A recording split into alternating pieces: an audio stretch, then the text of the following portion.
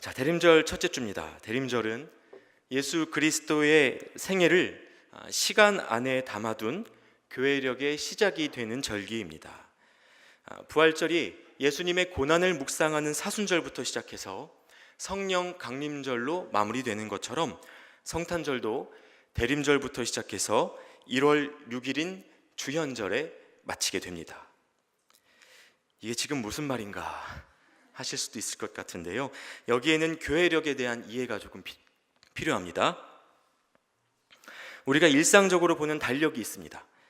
그건 우리의 삶을요 365일 12달로 나누고 다시 그것을 4주 그리고 7일로 나누어서 쓰는 시간의 패턴입니다. 그런데 이 시간의 역사 속에 예수님의 생애를 녹여놓은 교회력이라는 것이 있습니다. 우리의 시간이 무의미하게 쪼개져 있는 것이 아니라 하나님의 약속과 예수 그리스도의 오심, 그분의 공생애와 죽으심, 부활, 승천, 재림에 대한 약속, 그러니까 하나님이 우리를 사랑하셔서 예수 그리스도를 통해 행하신 모든 일들을 그 시간 속에 녹여낸 것이 교회력입니다. 이 교회력에는 1년 주기도 있고요, 7일을 기준으로 한 주간 주기도 있습니다. 그래서 몇 월 며칠이건 또는 무슨 요일이건 간에 그 시간 안에 담긴 신학적인 의미가 있습니다. 여러분 잘 모르셨죠? 이제 조금 더 가까이 경험하실 수 있을 것 같습니다. 사람들은 이처럼 자신들이 살아가는 시간에 의미를 담고 싶어 합니다. 그래서 교회력을 모르면 우리의 시간과 인생은 사람들이 만든 여러 가지 의미들에 의해서 채워지고 이끌려지기 마련입니다. 예를 들어 볼까요? 대부분의 사람들에게 공통된 의미를 가지는 시간이 있습니다. 12월 31일이나 1월 1일은 어떤 살아가던 삶의 시간에 잠깐의 중지 그리고 새로운 시작을 의미하죠. 각 나라 민족이 지키는 명절들도 있습니다. 이런 시간들은 모두에게 비슷한 의미를 줍니다. 그렇기 때문에 12월 말이 되면 대부분의 사람들이 송년회로 사람들을 만나고요, 연초가 되면 신정이든 구정이든 가족들을 찾고 서로 복을 빌어줍니다. 4월 5일에는 나무에 대해서 생각하고요, 5월에는 가족을 돌아봅니다. 6월에는 나라를 생각하고 10월 9일에는 한글의 가치를 생각하죠. 또 우리나라는 사계절이 뚜렷하다 보니 봄에는 벚꽃놀이, 여름에는 복날의 삼계탕, 가을에는 단풍놀이, 그리고 겨울에는 스키장의 시즌이 열립니다. 죄송합니다. 제가 목이 많이 지금 말라서 지금 이런 것 같습니다. 이것이 마냥 쪼개져 있는 시간 속에 사람들이 부여한 의미입니다. 그런데도 이 의미들이 모자라서요, 커플들은 100일, 200일 챙기죠. 그리고 발렌타인데이, 화이트데이, 무서운 날들입니다. 블랙데이, 빼빼로데이, 무슨 데이, 끝이 없습니다. 그렇다면 그리스도인으로서 우리가 이 시간 안에 어떤 의미들을 담고 기념하면서 살아가야 될까? 아니, 더 근본적으로 하나님이 우리에게 시간을 주신 이유가 뭘까? 이 질문에 대한 답이 바로 교회력입니다. 여러분이 만약 교회력을 만든다면 무엇을 그 시작으로 하시겠습니까? 우리의 달력은 1월 1일부터 시작됩니다. 그런데 교회력은 신학적인 의미를 담고 있기 때문에 조금 다른 날짜에 시작을 맞죠. 여러분이라면 언제를 그 시작으로 하시겠어요? 이렇게 물어보면 대부분의 사람들은 예수님이 태어나신 성탄절을 시작으로 하면 어떨까요? 이렇게 이야기합니다. 그러니까 12월 25일, 정교회에서는 1월 15일인가요? 1월 중순쯤을 예수님이 탄생하신 날짜로 보기도 하는데, 어쨌든 예수님께서 태어나신 날을 시작으로 하는 것이 좋겠다라는 것이 보통 사람들이 갖고 있는 생각 중에 하나입니다. 그런데요, 초기 교회 사람들의 생각은 조금 달랐습니다. 이 사람들은 보이지는 않아도, 아직 오지는 않았어도 기다림이 시작되는 순간, 그때부터가 진짜 시작이라고 생각했습니다. 예수님의 탄생을 기다리는 절기의 시작, 그것이 바로 오늘 대림절 첫째 주입니다. 일반적으로 12월 첫 주나 11월 마지막 주에 대림절이 시작됩니다. 이로부터 교회력이 시작되는 거죠. 예수님이 오시기를 기다리던 이스라엘 백성의 마음이 담긴 절기입니다. 그만큼 간절하고 소망 가득한 절기입니다. 그래서 여러분, 지금 저쪽에 보이는 초를 보시면요, 지금 보라색 초가 4개 보이시죠? 네, 저 4주간이 대림절을 상징하는 것입니다. 앞으로 매주 하나씩 불이 켜질 것이고요, 성탄절이 되면 가운데에 있는 하얀 불, 예수님의 탄생을 상징하는 하얀 불까지 모든 촛불이 켜지게 될 것입니다. 대림절을 지내는 동안에 우리의 마음에 새로운 소망을 향한 간절한 마음이 회복되기를 함께 꿈꾸는 것입니다. 여러분, 우리가 이 기다림의 가치를 누릴 수 있기 바랍니다. 아직 아무것도 손에 잡히지 않고 또 막막하기만 할지라도 우리 안에 기다림이 있다면 이 일은 이미 시작된 것입니다. 특히 우리 청년들의 마음에 이번 대림절이 정말 그런 절기였으면 좋겠습니다. 참을 만큼 참았고 또 기다릴 만큼 기다렸고 이제는 그만할 때가 되었다고 느끼는 분들이 계시다면 이 대림절 동안 새로운 소망이 회복되는 은혜가 있기를 축복합니다. 성경에도 이와 같은 기다림이 가득합니다.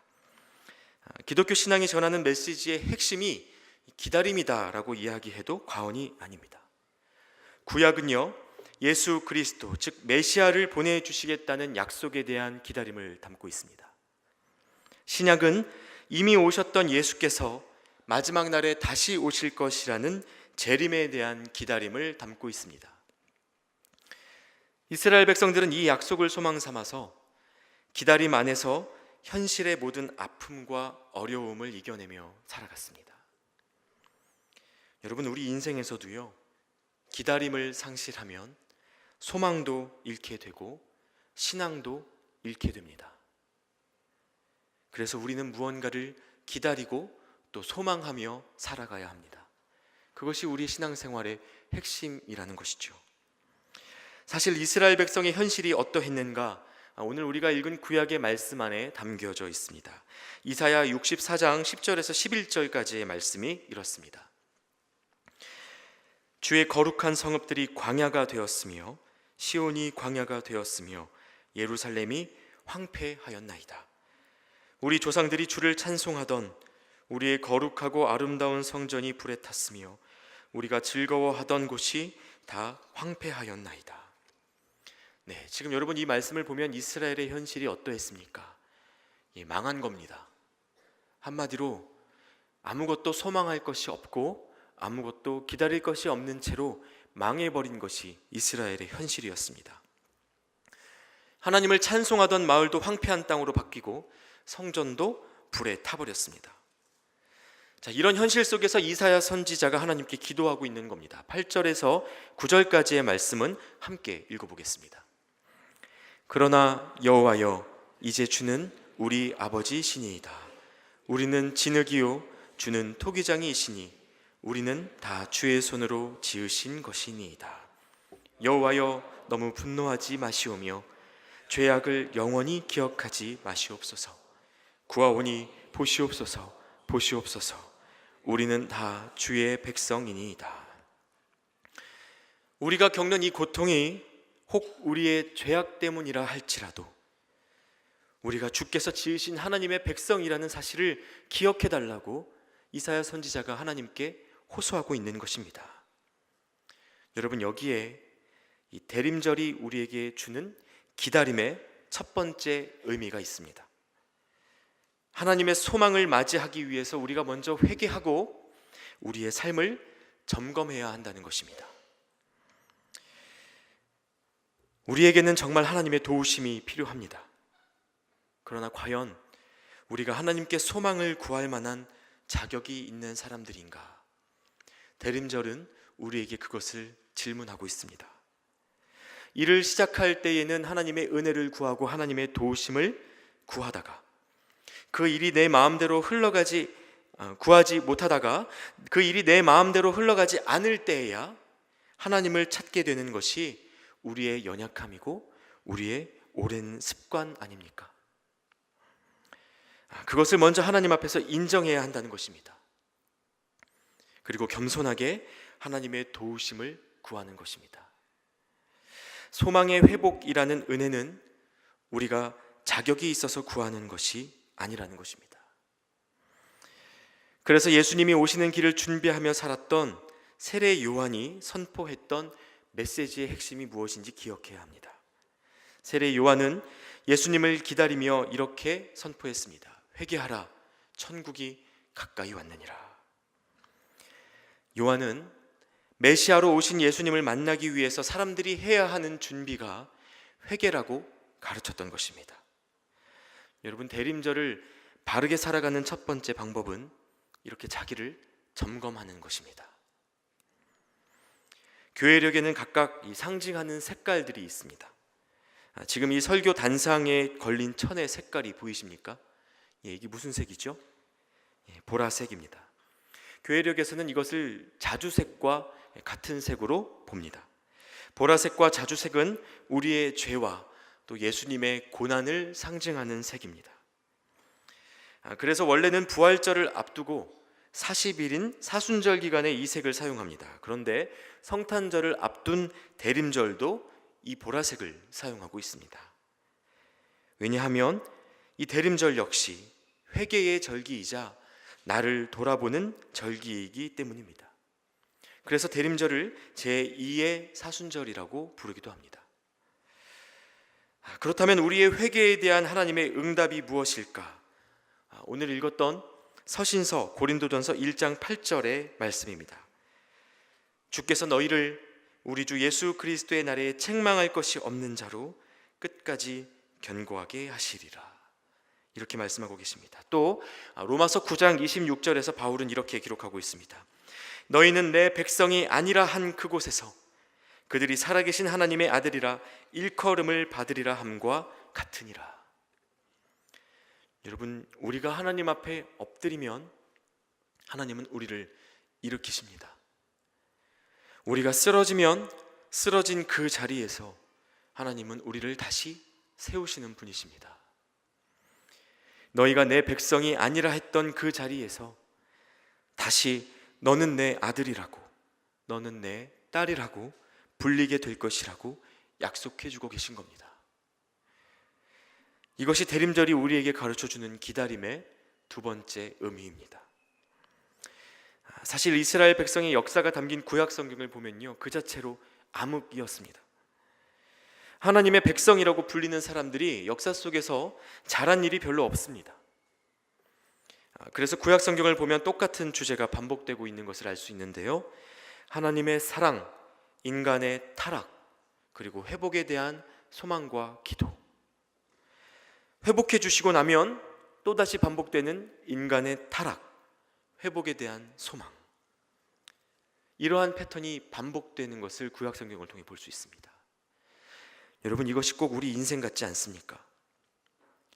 잘 살고 있다가도 하나님이 싫어하시는 일들에 또 마음을 빼앗기고, 그러다가 다시 하나님 앞에 와서 울고 기도하고, 하나님이 회복하시면 은혜 안에 잠깐 살다가 또 그 은혜를 잊고 넘어지고. 여러분, 결국 구약은요, 사람의 힘으로는 아무것도 바꿀 수 없고 또 돌이킬 수 없다는 결론을 분명하게 선포했습니다. 그런데 아이러니한 것은 이 사람의 실패가, 그들의 좌절이 신약 성경의 시작이자 메시아께서 오시는 새 역사의 시작이 되었다는 것입니다. 그러므로 여러분, 지금의 현실, 우리가 내동댕이 쳐진 것 같은 이 상황 속에서도 기다려 볼 만한 일이 남았다는 것을 믿으시기 바랍니다. 다 이룬 자, 다 가진 자, 자기 소원대로 이루며 살아가는 사람은 더 이상 기다릴 것이 없습니다. 이런 사람들은 예수님의 재림하면 저주로 생각합니다. 주님이 곧 오실 겁니다. 그러면 왜요? 지금요? 언제요? 왜 이렇게 빨리 오세요? 이런 대답들을 하기 일쑤죠. 그날이 좀 늦게 오기를 꿈꿉니다. 그러나 고통 속에 있는 자, 눈물 속에 있는 자에게는 죽음마저도 천국을 향한 소망이 되는 법입니다. 겸손은 실패를 통해 배우고, 인내는 변하지 않는 현실에서 배우고, 사랑은 아픔 속에서 깨닫게 된다는 것을 이 사람들은 잘 알고 있습니다.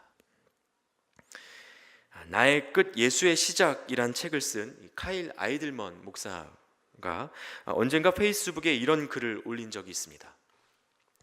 그분의 팔로워가 정말 많은데요, 이분이 글을 올리실 때 나는 어떠어떠할 때 예수님의 실제를 만났다, 이렇게 글을 올려놓고 사람들에게 그 어떠어떠할 때 그것을 한번 채워봐 달라고, 댓글로 그것을 달아봐 달라고 이렇게 요청한 적이 있었습니다. 나는 이러이러할 때 예수님의 실제를 만났다. 자, 여기에 달린 댓글들 몇 개를 제가 소개해 드리겠습니다. 더는 어찌할 도리가 없을 때, 내 힘으로 해결할 수 없다는 사실을 인정해야 했을 때, 내가 얼마나 약한 존재인지 깨달았을 때, 아무데도 기댈 곳이 없었을 때, 나를 아는 모든 사람이 내게 등을 돌렸을 때, 남편이 다른 여자와 바람나서 집을 나갔을 때, 아버지의 총을 손에 쥐고 내 머리에 방아쇠를 당기기 직전 마지막으로 기도했을 때, 이혼 서류가 날라왔을 때, 30년간 일했던 직장에서 쫓겨났을 때, 가정을 되살릴 힘이 내게 없다는 걸 깨달았을 때, 초음파 검사로 아이의 심장 박동이 멈춘 것을 알았을 때, 여러분, 사람들은 이때 예수님의 실제를 경험했다고 답했습니다. 사람들은 자신의 끝에서 예수님을 만납니다. 이 대림절을 맞이한 우리가 하나님 앞에 드릴 것은 이렇게 내 연약함에 대한 고백밖에 없습니다. 내가 뭘 어떻게 할 수 있겠냐는 통탄밖에 없습니다. 그러나 하나님의 일은 우리의 기다림 속에서 비로소 시작됐습니다. 그래서 이제는 우리 주 예수 그리스도의 날, 그분을 만나게 되는 그날에 책망할 것이 없는 자로 우리를 견고하게 하시겠다고 하나님께서 약속해 주고 계신 겁니다. 여러분, 이 기다림을 끝까지 붙잡으실 수 있기를 바랍니다. 우리 중 한 사람 한 사람이 이 소망을 회복하면 이것이 공동체적 소망을 이루고 또 사회로까지 뻗어나가게 되는 것을 경험하게 될 것입니다. 많은 이들이 한국 교회에 소망이 남아있느냐고 묻고 있습니다. 현실을 바라보면 제 대답도 세상의 대답과 별반 다르지가 않습니다. 현실을 바라보면 아무것도 기대할 것이 없어 보입니다. 그러나 이 순간 예수님을 생각하면, 그리고 예수님을 바라보면 그렇게만 대답할 수가 없습니다. 여전히 우리에게 남은 하나님의 약속이 있다는 것이 더 중요하기 때문입니다. 모든 시간에는 끝이 있습니다. 그리고 하나님은 그 끝에 대해 분명한 약속들을 우리에게 들려주고 계십니다. 오늘 우리에게 주신 복음서, 이 마가복음 13장 26절부터 27절까지의 말씀을 한번 같이 함께 읽겠습니다. 그때에 인자가 구름을 타고 큰 권능과 영광으로 오는 것을 사람들이 보리라. 또 그때에 그가 천사들을 보내어 자기가 택하신 자들을 땅끝으로부터 하늘 끝까지 사방에서 모으리라. 아멘. 여러분, 결국 대림절의 신학은 우리를 종말론적인 기다림으로 초청하고 있는 것입니다. 종말론적 기다림이 무엇입니까? 지금 내 삶의 현실의 변화만을 꿈꾸는 것이 아니라, 우리가 사랑하는 이 땅의 정의만을 기다리는 것이 아니라 영원한 하나님의 나라를 대망하는 것을 말합니다. 모든 눈물과 아픔과 상처가 사라지는 곳, 어린 양이 사자의 등을 타고 노는 곳, 높은 것과 낮은 것이 사라져서 하나님의 자녀가 된 모두가 서로 사랑하며 평화와 행복을 누리는 세상 말입니다. 그날이 언제가 될지는 아무도 모릅니다. 하늘의 천사들도 모르고 아들이신 예수 그리스도도 모르고 오직 아버지 하나님께서만 아신다고 성경이 이야기하고 있습니다. 그러나 종말의 때는 분명히 올 것이고 또 갑자기 우리에게 올 것입니다. 우리는 깨어 있어야 하고 끝까지 믿음을 지키며 그때를 준비해야 하겠습니다. 여러분, 이것이 대림절이 가르쳐주는 기다림의 세 번째 의미입니다. 지금의 시대가 어떤 시대입니까? 우리는 기다림을 잃어버린 시대를 살고 있습니다. 20년 전에만 해도요, 편지 한 통을 띄우고 몇 주간 그 답장을 기다리는 시대를 살았습니다. 약속 장소에 나가서 친구가 나타나지 않으면 연락할 길이 없어서 몇 시간이고 기다리는 시대를 살았습니다. 그러나 지금은 카톡의 숫자 1이 사라지지 않은 채 1시간만 지나도 이상하게 기분이 안 좋아지는 시대를 살고 있습니다. 기다림의 가치를 우리가 잃어버리고 있는 것입니다. 그러다 보니 2017년째 오시지 않고 있는 예수님이 정말 오실까? 이 자리에 우리 중에도 이미 포기한 분이 계실지도 모르겠습니다. 그래서 어떤 사람들은 예수님이 진짜 오시는 건 아니야. 이건 어떤 상징이야. 천국은 없어. 천국은 그냥 이 땅에 이루어지는 거야 라고 말하는 사람들도 있습니다. 그러나 여러분, 하나님의 나라는, 그리고 예수님의 다시 오심은 우리가 믿는 신앙의 종착점이자 교회력의 결론입니다. 다시 오실 예수님에 대한 기다림, 이 천국에 대한 기다림 없이는 우리의 신앙이 바른 방향으로 갈 수 없다는 뜻입니다. 초대교회 사람들이 사용했던 인사말 중에 마라나타라는 인사가 있습니다. 예수님이 사용하셨던 언어인 아람어 단어인데요, 이 단어는 재미있게도 어디서 끊어 읽느냐에 따라 두 가지로 해석됩니다. 마란아타라고 읽으면 주께서 이미 오셨다라는 뜻입니다. 마라나타라고 읽으면 주께서 오실 것이다 라는 뜻입니다. 정말 절묘한 단어인데요, 이것이 우리의 삶을 보여주고 있습니다. 이미 오신 예수님에 대한 믿음과 다시 오실 것에 대한 기다림 속에 우리가 살아가고 있다는 것을 이 인사가 확인시켜주고 있습니다. 여러분은 무엇을 기다리고 계십니까? 무엇을 갈망하고 살고 계십니까? 자, 이제 마지막으로 우리가 자주 던지던 이 질문의 방향을 바꾸겠습니다. 하나님은 우리에게 무엇을 기다리고 계실까요? 우리를 그토록 사랑하시는 주님의 발을, 빨리 우리를 찾아오셔서 우리에게 하나님의 나라를 선물해 주고 싶으신 그 예수님의 발을 2017년 동안 묻고 있는 것이 대체 무엇일까요? 여러분, 기다림은 소극적으로 가만히 머물러 있는 것을 뜻하는 말이 아닙니다. 기다림은 가장 적극적인 믿음의 행위입니다. 왜냐하면 소망 가진 사람, 기다리는 사람은 기도하기 때문입니다. 지금만을 보지 않고 하나님이 이루실 미래를 이미 온 것으로 확신하며 행동하기 때문입니다. 그래서 우리가 기다림의 때를 어떻게 살아가야 하는지 예수님께서 2000년 전에 이미 보여주고 승천하셨습니다. 이제 요한복음 13장 4절에서 5절까지의 말씀을 한 목소리로 함께 읽겠습니다. 저녁 잡수시던 자리에서 일어나 겉옷을 벗고 수건을 가져다가 허리에 두르시고 이에 대야에 물을 떠서 제자들의 발을 씻으시고 그 두르신 수건으로 닦기를 시작하여. 아멘. 여러분, 이 말씀이요, 예수님이 십자가에 못 박히시기 전날 저녁에 일어난 일입니다. 그분은 자신의 인생이 끝으로 달려가는 그때에 겉옷을 벗고 수건을 허리에 두르셨습니다. 그리고 제자들의 발을 씻기셨습니다. 제자된 우리의 허물을 씻기신 겁니다. 주님이 오실 날을 기다리며 시간의 끝을 향해 달려가고 있는 우리처럼 예수님은 하나님이 행하실 일을 기다리며 골고다의 꼭대기 십자가를 향해 걷고 있는 중이셨습니다. 그리고 내일이면 죽을 것 같은 그 어지러운 때에 주님이 보여주신 기다림의 방법은 우리를 섬기시는 것이었습니다.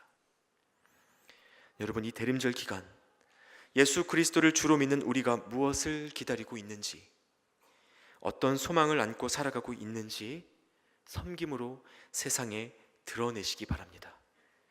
그렇게 여러분을 통해 우리 안에 계신 예수 그리스도께서 더욱 선명하게 드러나시기를 축복합니다. 아멘. 이제 우리 같이 찬양하고 기도하는 시간 갖겠습니다.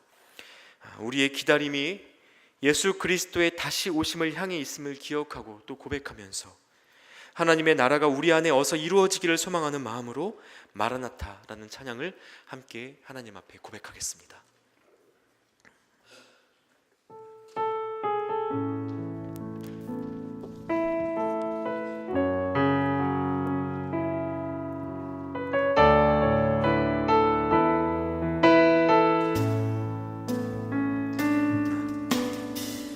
마라나타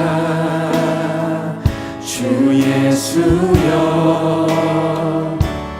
어서 오시옵소서. 땅의 모든 족속 주를 찬송하게 하소서. 마라나타 주 예수여 어서 오시옵소서. 모든 열방이 주께 돌아와 춤추며 경배하게 하소서. 우리 주님 다시 오실 길을 만들자. 십자가를 들고 땅 끝까지 우린 가리라.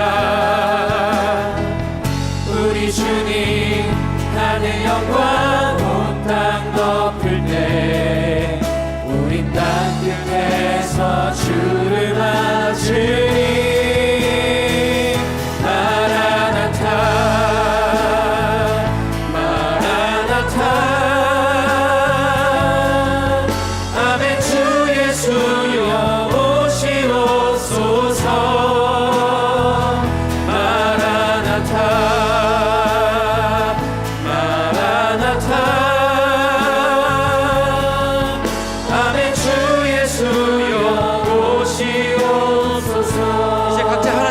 기도하며 나아가도록 하겠습니다.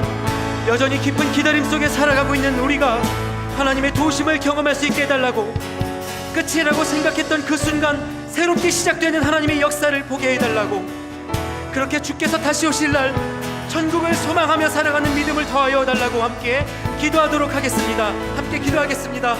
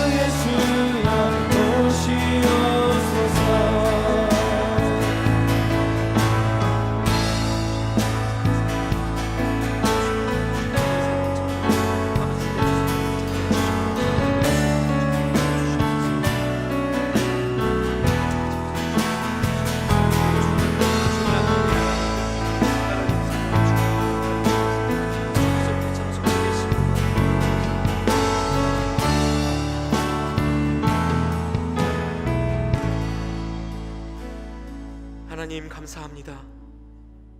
오늘도 우리를 예배하는 자리로 부르시고 잃어버렸던 소망의 회복을, 우리가 기다려야 할 것을 다시 보게 하시니 감사합니다.